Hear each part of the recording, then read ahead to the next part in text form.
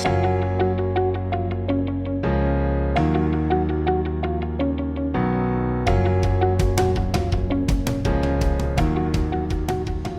so good afternoon everyone, and welcome to the end of year webinar for SchoolPod and BehaviourWatch.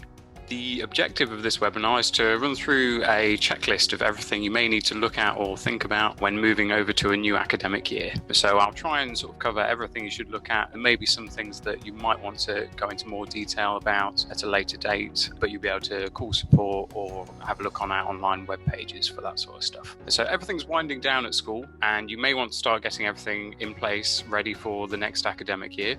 I'm going to cover the end of year processes that you may face before or after the summer. September's a busy time for everyone, so actioning these changes before September really kicks in will make for a much smoother start for you to the new academic year. There's a lot that we can get done for you before then, so if you do need any changes, please get in touch with us. So today we'll be looking at the following. We'll be looking at slips, staff, RTNs and automated reports, detentions, students, timetables, term dates, and with that said, let's get started. So slips to begin with, you may call them tabs, you may call them forms. They're basically all of the customized forms we've had set up on your system. Generally we refer to it as the behavior part as well. That's these things along here, so things like merits, incidents, safeguarding.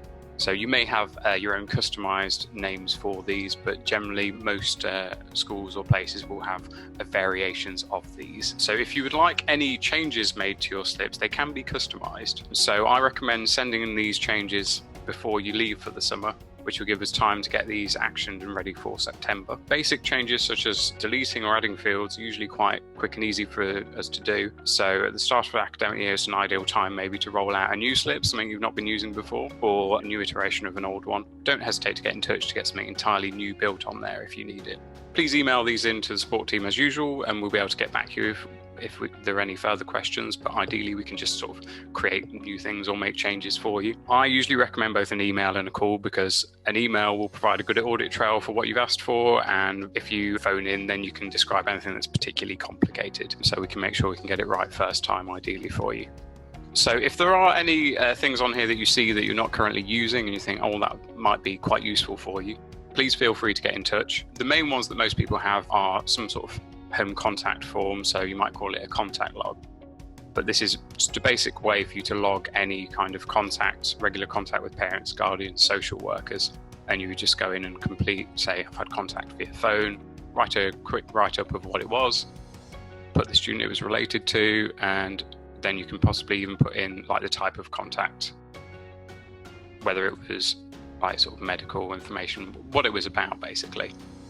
The idea of using this sort of thing would be that you can then report back on all of those things that you've been noting over the year and say, okay, for this student, Ben Abbott, how many phone calls have we had with his parents? And you'll be able to run up a quick report on how to do that. So I recommend having one of these if you don't already. And if you want to add anything to it, feel free to get in touch with us and we can make changes to it for you. Another standard slip type you might have would be an incident form. So that's just to record any incidents or low-level behaviour you have. Again, this is something that you might have had changes of process in school that you need to reflect on this form. So feel free to get in touch with us to make those changes so it's ready to roll out at the start. Or maybe your reports have brought up the fact that you need more specific types of behaviours or fewer. They're quite quick and easy changes for us to make. Something else that might be of use if you're not using already is to have a safeguarding form or a accident form. So I would say my preferred sort of setup is having a sort of 3-tiered accident form where you can log it for students, staff members or visitors. And again, if you need any changes to that, it's worth getting in touch with us. Get one of those or make changes to an existing one. But that's it for slips really. At the end of the year, you're probably going through all sorts of reporting on these more than anything. Any changes, get in touch with us. So the next thing I want to move on to is staff. I think it's really important to update any changes to your staff role. This is done in admin and user logins. So if you're an admin user, you'll be able to find this, and this will be a list of all your staff members that are currently on roll. And this is looking at them from more of an access point of view. So you may have had new staff members that arrived and you'll need to add them, or you've maybe got some that have left and you need to get rid of them. That's really important because anyone who has access to your system likely has access to be able to get on it from home. So if someone leaves, then you definitely want to get rid of them and stop them from having access from that point onwards. To start with, the basics are you can add a new user by clicking on the add button in the bottom right, and you would set up all their bits and bobs of their user from scratch. Now, I'm not going to go through this because I think there is a much better way to do this.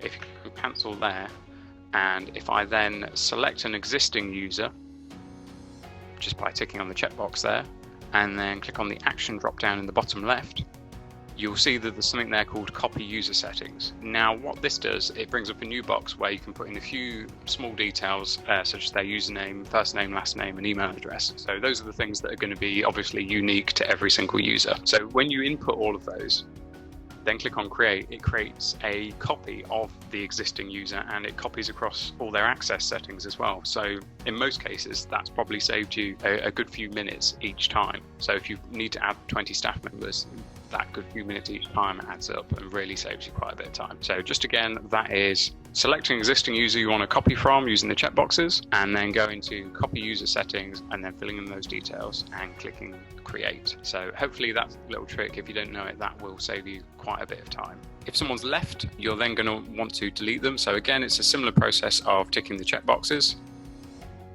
and then using the drop down. Most things done on this page are done from that drop down in the bottom left, and then clicking on delete, and it will delete that user. So if you've accidentally deleted someone that you didn't mean to, or if it's someone that used to be with you, maybe a substitute teacher that's come back, then you can actually undelete them. For anyone that is deleted in the staff role, they're only soft deleted. So you've actually got a checkbox there to bring up all your previously deleted staff members, and you can basically use the checkbox to undelete them if needed, using the same option on there. If someone has forgotten their password, or it's perhaps maybe the first time you set them up, obviously you'll need to give them those details. The way to do that would be to, again, select the checkbox on there and then click the drop down, forgot username and reset password. So for reset password, what that will do, that will bring you up a box to enter in their password. So you would make up a password for them. Now it doesn't actually email that password. What it does is it will just obviously save that password to their profile, and you would have to either separately email that or speak to them in person and give them that password. They also need their username. You click on the forget username option. Now that does actually send an email. Maybe at the start of the year, if you want to just make sure everyone's got a reminder of their username, you can actually click on all and then send a username reminder to all of them. And it will send it to the email stored in their profile. You can actually reset everyone's password if you want to, but I don't recommend that. And usually the time you would use sort of bulk reset password is if you've added maybe 10 new staff members and you've given them all the same password. And what you do if you have a meeting with them, you say, hi, I've set you up a login on SchoolPod or BehaviourWatch. This is your new password. It will prompt you to change it to one that's unique to yourself when you log in. So that's when you would maybe use the bulk reset password option. So that's all I need to go through really at the moment for user logins. Like I said, you can get into more detail and go into people's specific profiles and make smaller amendments there if you need to, but I'd say initially definitely go with the copy user setting option first. Okay, so now I'm going to go to Manage Slip Access. So this is a place where you're going to pick out what areas of the system people are going to be able to see and access. It doesn't have literally everything on the system because there are a few bits of access that are in their own sort of segregated parts of the system. What this does include is your main sort of list of slips or tabs. So if you only want certain people to be completing your incident slip, this is where you would set that access. If you just want everyone to have access on it, just click on the all button. If you then only want a few, you could click on none and then tick the few people that you do want to have access. What is important to remember is before you go to start setting up access for the next area, make sure to click on save each time. Because if I jump straight to something else, it's not going to have saved those changes I've just made unless I actually click on save in between each one. So that's pretty important to remember.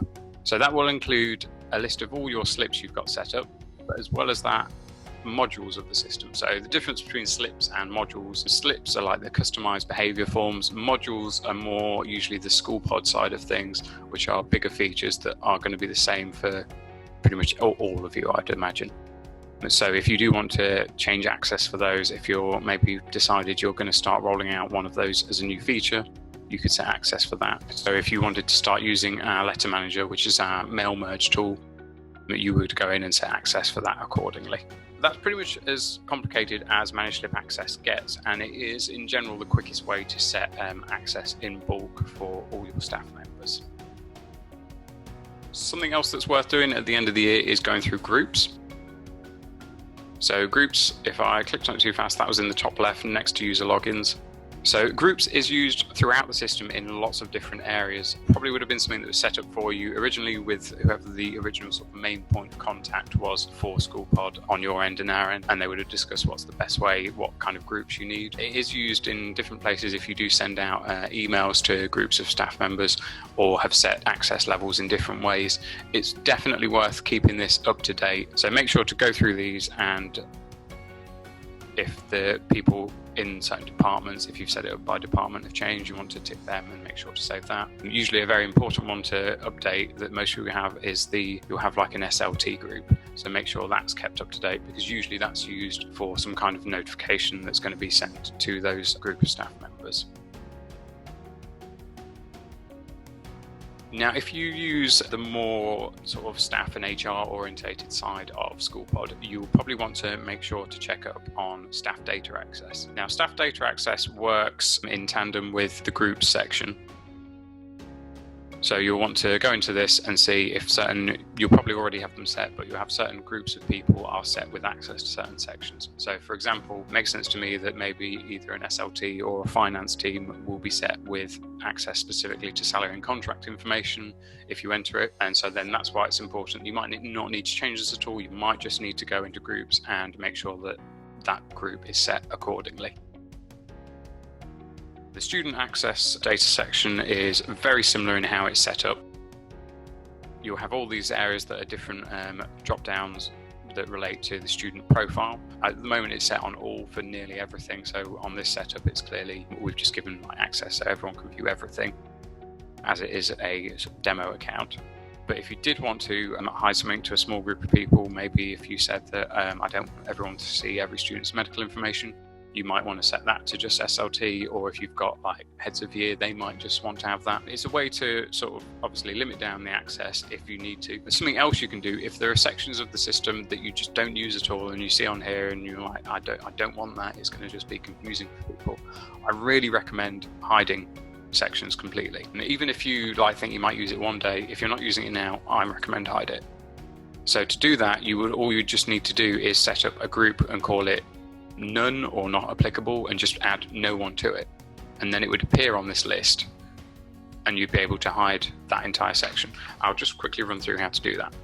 So if I go back to groups and go add and none, seems a strange thing to do to add a group called none and add no one to it, but it does make sense. Now, because I've added that there, for many areas of the system, if you make a change in one area and want to see it in another, you should refresh your browser just to make sure that change has taken place. So to do that, you just need to press F5 on your keyboard. It'll think about it for a moment and then it will refresh almost as if you've relogged back in again. So just the F5 keyboard key at the top. So now that I've done that, if I go back into admin, go to student data access, and now I decide, well, we're not using the shop section of SchoolPod or BehaviourWatch, so I'm going to set that as none. If I was to save that, it would then hide that section from the student profile. So when I say the student profile, I mean if I go into students, and then if I double click on a student when I've got my student role list up. So the shop section is an area where you can, if students are awarded points, you can actually let them spend those points. But if that's not something that you want to use, if you hide it, it will then obviously not be on this list. Now, to me, unless you are going to use all these things, like this list is needlessly long. The system's been built in a way that, it can satisfy lots of different types of schools, but there's very few schools that use everything because there is no one school that does everything that every type of school does, I don't think. So please streamline it. It will make your life a bit easier. for a full guide on these things that I've gone through, we do in our help center actually have a full guide on this that goes into just a little bit more depth than I have now. If you haven't used our help center before, in the top right you've got an I button with a circle around it. If you click on that, that should take you to our help center. You can search in there to find most of the areas of the system. Recently we built some walkthrough guides that will take you sort of from start to finish of a certain area of the system. So I really recommend clicking on these and having a read through, because they might jog your memory on things you used to know, or help you get acquainted with something completely brand new. Okay, so the next thing I'm going to go on to is updating staff details. Now, I have talked about this a little bit in terms of user logins, but there are two main areas of the system where you can update staff details. So the user logins area we've just been through will help you manage aspects of a user's profile based around access. If you go to the staff profile, this will allow you to update more personal details. So things like their names, address details. So if I go to staff, that will give you a list of all your staff members again, which is the same list you've seen in user logins. But if I then click on someone, this gives you a list of tabs quite similar at the top for the staff section, and you can update, enter as much information as you think is necessary. Obviously, the more information you enter, the more use it's going to be to you. There's also emergency contacts. There's all sorts of things on here. It makes sense to keep it as up to date as possible, particularly the salary contract part, because if you run workforce census, that's going to pull that kind of information. So keeping it up to date regularly will mean you won't have to spend so much time when it comes to crunch time of actually submitting that information. Obviously, I could spend all day just on that section, but make sure to have a run through and update any parts of that part of the system that you use. The next thing I'm going to go to is RTNs and automated reports. If I just go to scroll down, we have a communications section in admin called automatic report / communications. So the difference between the two, real-time notifications, I would hope most of you use that. It's a really quick and easy feature to learn on SchoolPod and BehaviourWatch. It's for sending instant notifications. Automated reports is one that sends scheduled notifications. So maybe at the end of the week you want to find out all the merits that everyone's got. Whereas with real-time notifications, maybe you want to instantly find out any high-level incidents that have happened. So if you go into real-time notifications, I'll have a list of all the ones you've got currently set up. Now, if you've deleted any users, that will have also deleted their real-time notifications, so you don't need to worry about getting rid of those. If you want to set up any new ones, that is a case of clicking Add in the bottom right, setting the staff member you want to set these up for, and then going to Filter, and then using the filters you've probably seen all over the system, and saying, okay, this person needs to know every time that there's an incident form recorded for any student in 10A, and click go. If I was to save that now, that would add it onto the list, so that person would be get an instant email notification about every time that happened.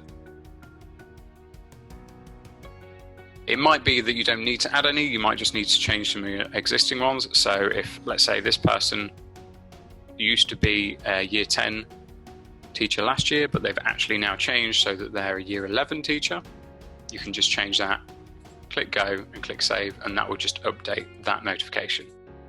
So that should be, depending on how many staff members you've got, that should be fairly straightforward to do. And automated reports are going to be very similar to set up. There's just a few slight differences on there. So again, if you're editing one, you would just tick on it and click edit. So with this one, I would say pick the staff member, and then you would just, personally, I wouldn't have one every day. I'd maybe have it on Friday at like 4 p.m. or something, and say on Friday at 4 p.m. this staff member needs to know all of the AMBER forms for the last 7 days. That's pretty important, because if you were to say on Friday this person wants to know everything for yesterday, it would only send them Thursday stuff.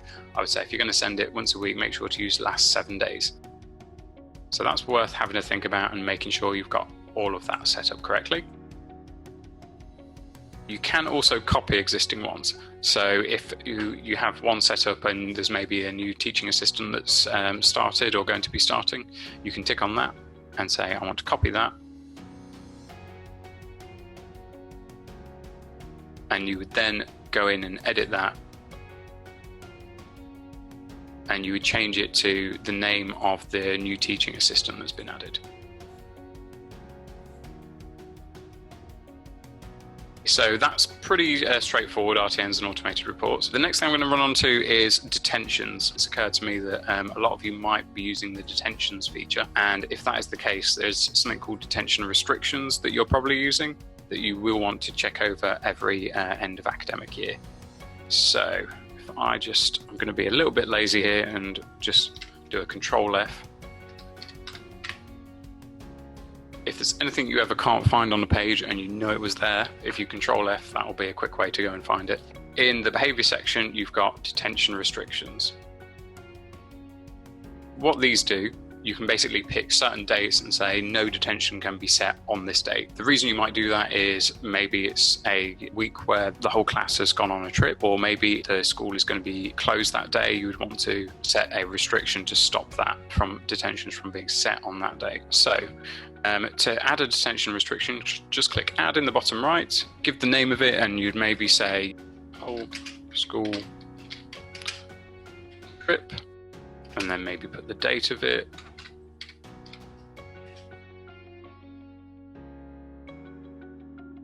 Just so you know, if you've got a lot of detention restrictions, this way you'll be able to differentiate between them, and you would just pick a date range.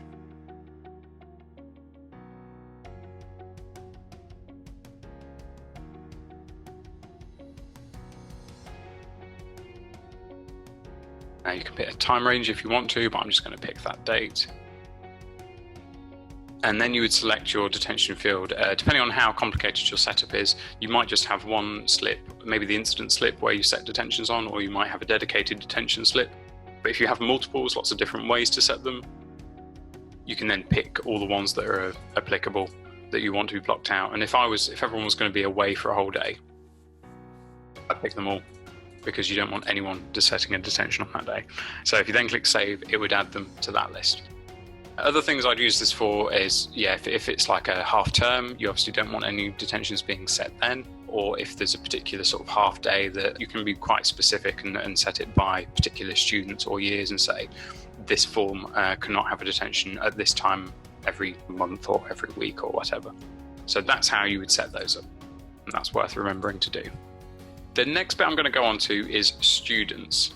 Now, this is probably, particularly if you run census with us, this is going to be the thing that takes the most at the end of year, I would have thought. It's probably the most important thing to do as well. We've created some easy-to-use tools to help you do this a bit easier. If you use Sims alongside BehaviourWatch, all you need to do is update all the data on Sims, wait for it to roll over to the new academic year. I imagine you've got BW Sims link. So what this will do is this will, ideally within a day or so, hopefully update your BehaviourWatch system with all the Sims data, all of the supported fields anyway of the Sims data. Additional details from Sims like timetables and classes will need to be exported from Sims separately and then imported. Again, this can only be done once Sims rolls over to the new academic year. If you're having any problems with this, you might need to update Sims link. So I'm sorry if this isn't going to make sense to anyone who's a SchoolPod user. This is probably only going to be if you're on BehaviourWatch. But if I scroll down to the import-export section, if for whatever reason Sims link isn't working, go to export and import, and you can re-download and reinstall BW Sims link from there. If you still continue to have issues, feel free to get in touch with the support team and they'll be able to help you with that one. If you have the Wand link installed instead, this should update it automatically from your MIS when the time comes. So that's not just Sims, that could be other MISs that are supported by Wand. If you log in September and that's not happening, obviously feel free to get in touch with us and we'll see where it's going wrong. But for anyone who's a SchoolPod user, what you want to do is you'll be wanting to use a section called End of Year that's in admin. So make sure that if you're a main sort of admin person at school, make sure you have access to admin, because a lot of the things you want to do are in this section. Now, end of year, the first thing you'll probably want to use is form migration. So this will work for you if everyone's moving from one form to another. If they're moving all over the place, it won't make much sense for you to use this feature. So it'll allow you to update the student forms in bulk. Rather than going through each student to change their form, you can use this page to just adjust all of them. The three columns on this page, you've got current form, move to, and current number of students. for the forms moving up, simply select the form they're moving to. So I imagine 10A becomes 11A, 10B becomes 11B, that sort of stuff. You would go through all of that, and I'd imagine something like 12A, B, and C, if this is a fairly standard setup, they would then be off roll. So I hope that's making sense to you.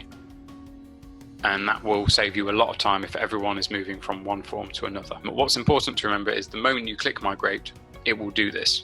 So only do that if that's actually what you want to happen at that moment. If you're still logging data for students, I would say don't do this, because it will then log it to the new form they're in terms of reporting. So make sure that obviously schools have finished for the end of the academic year and no staff members are logging data for them still. This might be something that you'd maybe do on that inset day back before everyone starts, just to make sure that no one's going to log any data with the new forms before it's time. That would be as simple as clicking migrate, and all those ones you'd set up, it would change them. Now, class migration works in a very, very similar way. You filter by year group. So at the moment I'm filtering for year 12, and you would say if all of that class is moving to another class, you'd be able to pick them from the list. Maybe if I'll go for year 7. So if all of that class are moving to a year 8 one, you'd be able to move them to that. Basically, whatever's relevant, it will pick up from your list of classes that you've already set up on the system. Just to explain the difference between forms and classes on SchoolPod if you're not aware. So forms are usually used more for, if you're just taking AM and PM registration, you'll have forms set up. It's used because you'll have a form teacher and they'll be sort of tied to that form teacher. And it's used in most of the filters all over the system. You may not even need to use classes. The only reason you would be using classes is if you're using another feature like the mark book or timetables, or if you are taking lesson by lesson attendance, so taking it for all the separate periods, not just AM and PM. So if that's the case, you will need to update your classes. It'd make more sense to you with you'd have your list of current classes on here, and you'd be able to update that accordingly. Something else you'd need to do is